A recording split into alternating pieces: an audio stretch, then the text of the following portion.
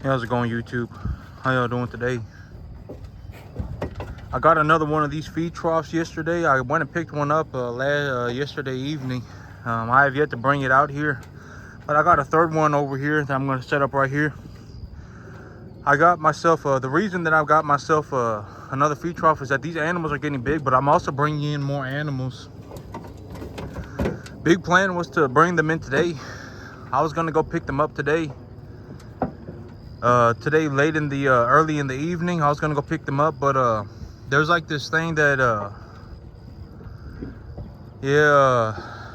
well, there's like a thing that we got to do this evening. We got to pay respects to my my grandmother who passed away, and so we got to do it's like a celebration thing where we just pay our respects to her. And so we got to do that today. And so that's what's gonna be so I'm gonna have to wait until about tomorrow or so to go pick up those cattle.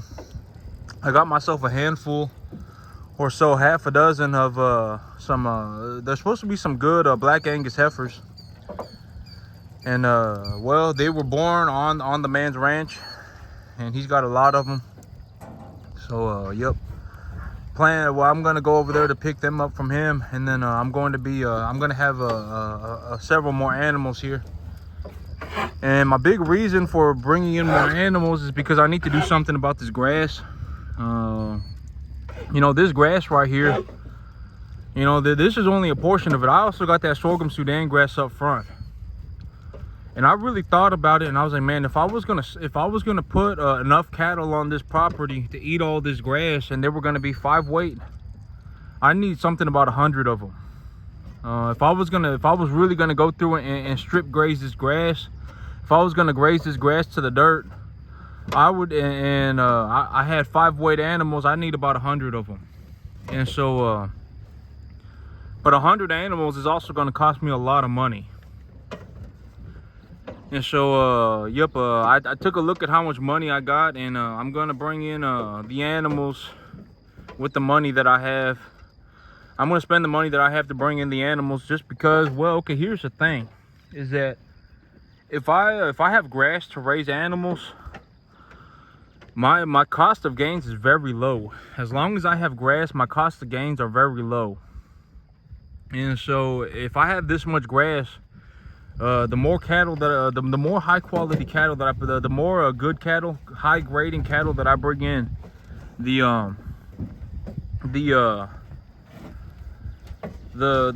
more money that I can make. And so if I put in an X amount of dollars, and then I get an X plus Y amount of dollars back, and that Y is a positive number, I may as well, it would be better for me to have to raise cattle than to just sit on cash.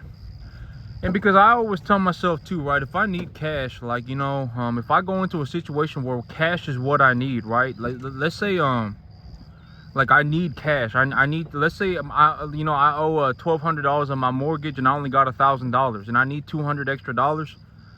I can liquidate one of these animals any day of the week. I can turn these animals back into cash at any point.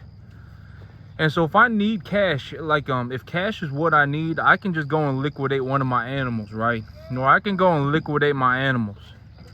And so, you know, like if cash is what I need, I can always just go and go and get cash at any day of the week.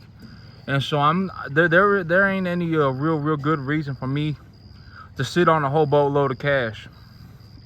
Because because these animals are pretty much as good as cash.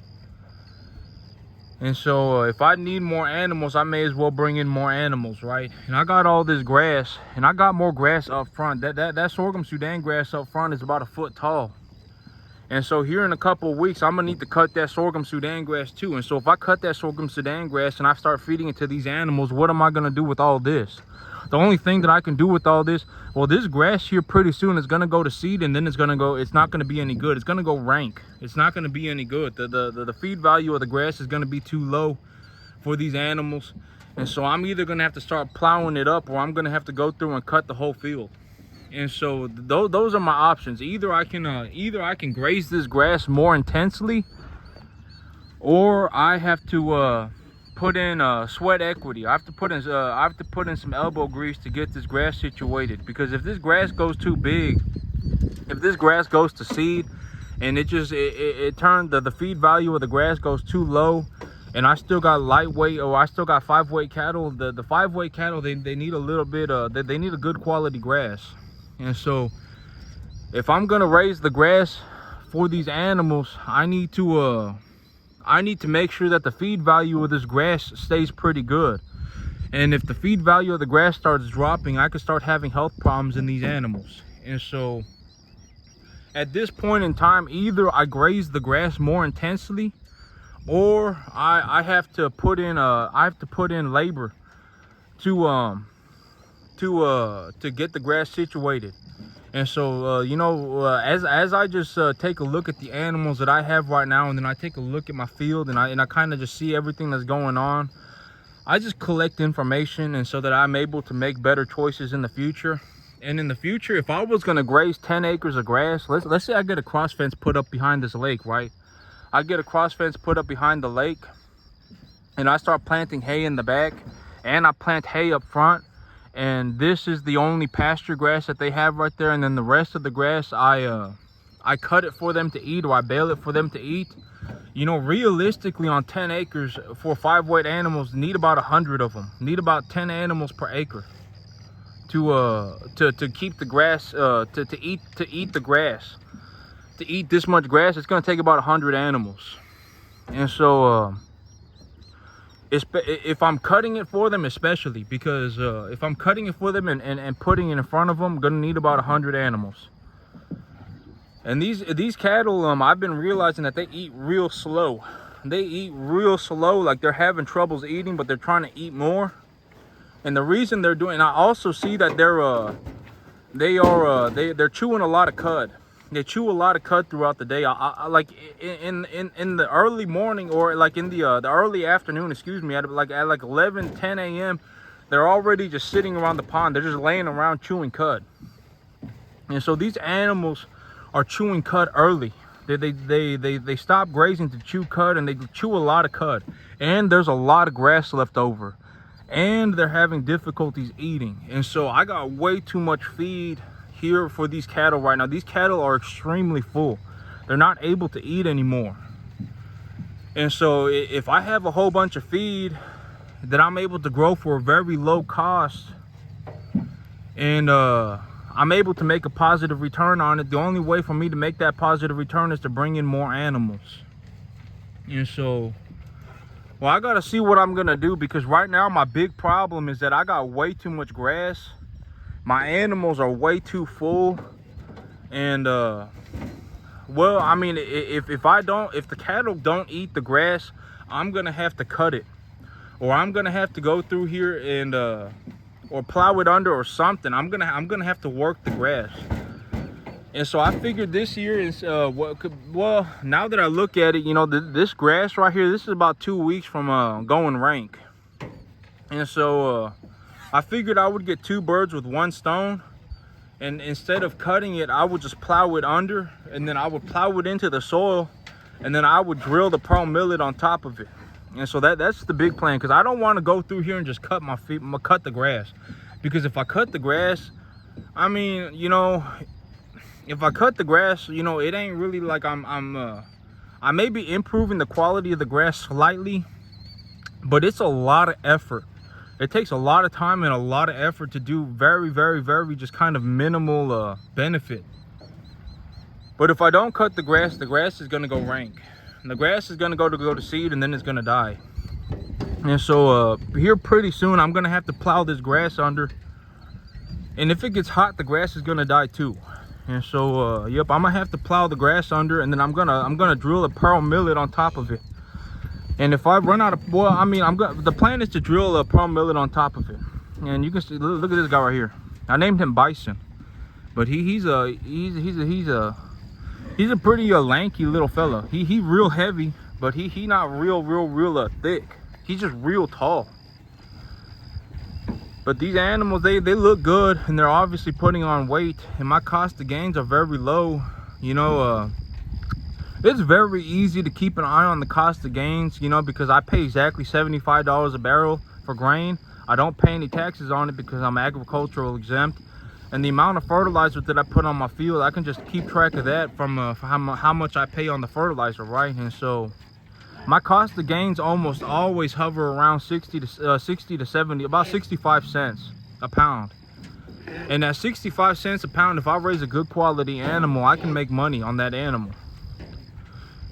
And so, well, I mean, for every man is different, you know. Just because I make 65 cents a pound doesn't mean that everybody gonna make 65 cents a pound, okay? The you know, the capacity of the farmer is what dictates the amount of money that they can make. Some people not good at farming. Some people are you know, I've seen a couple of people, like when I go driving around and I'm like, man, this person's good at farming. I've seen a few people that could probably give me a run for my money.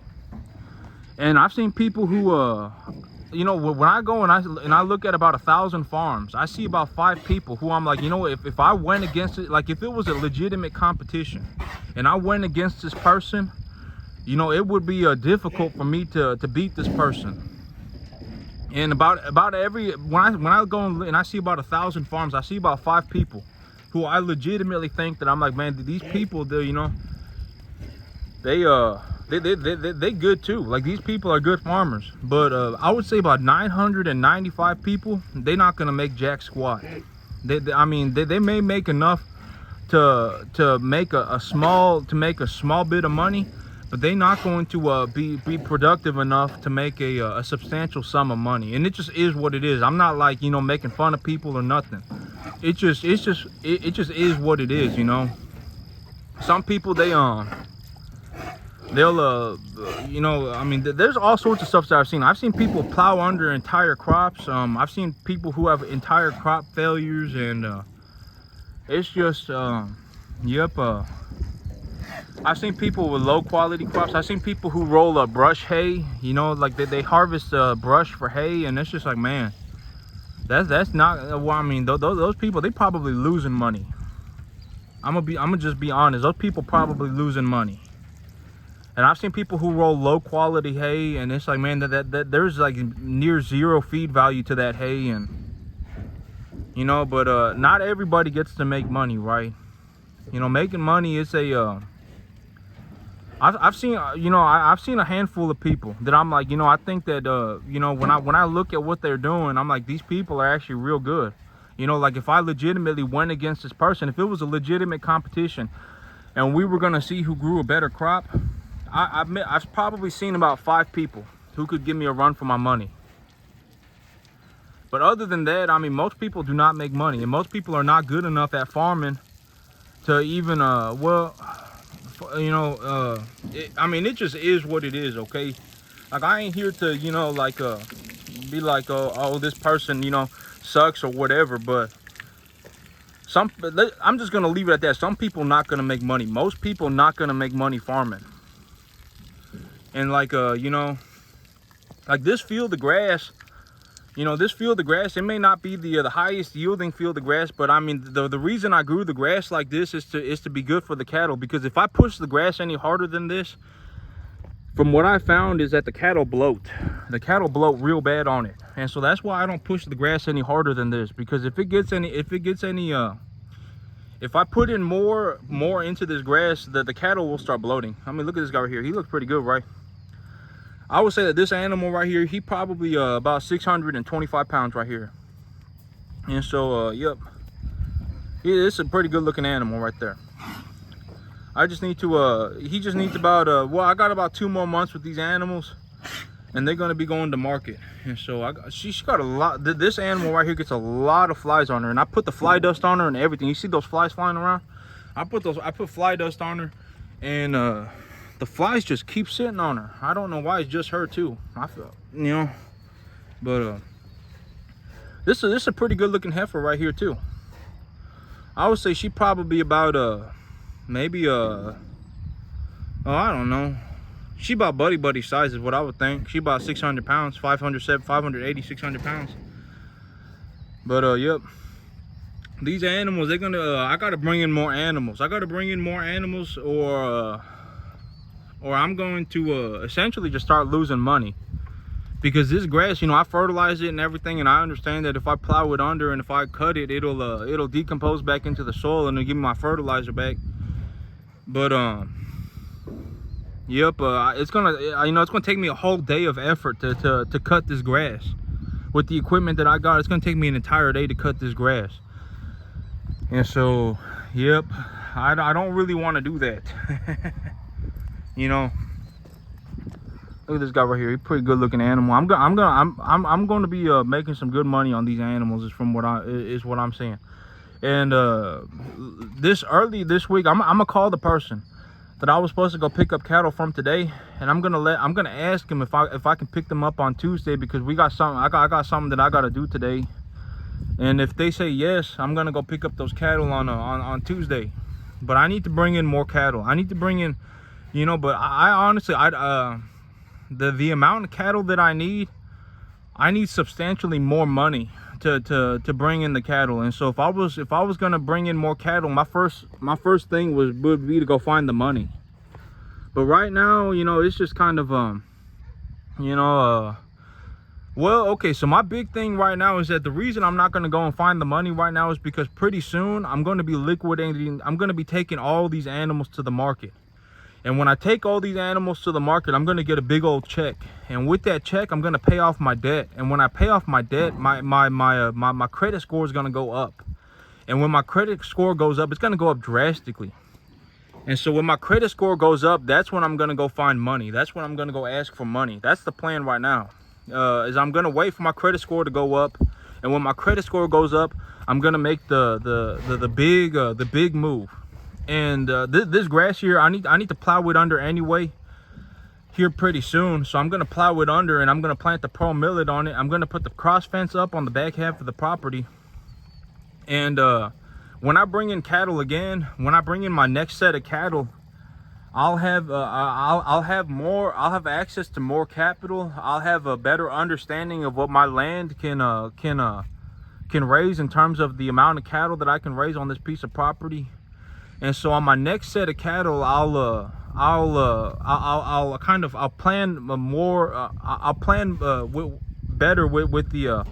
plan with the data that I have the information that I have right now. I'll make a new plan. And so when I bring in the new set of cattle, that's when I'm going to stock this field a little bit more properly. I'm not going to raise 100 animals on this field, because I just think that would be kind of that would be like a, I don't know, that would just be kind of a it would kind of turn into a fiesta real quick. You know what I'm saying? I ain't trying to raise 100 animals on this property. But I could always sell the extra hay that I got. I can raise as many I'll probably, at the most I'd raise about 35 on this field. And then if I have hay, I will have hay left over, and I can just sell the hay, right? And so it's fine. But all right, that's it for me today, YouTube. Y'all have a good one.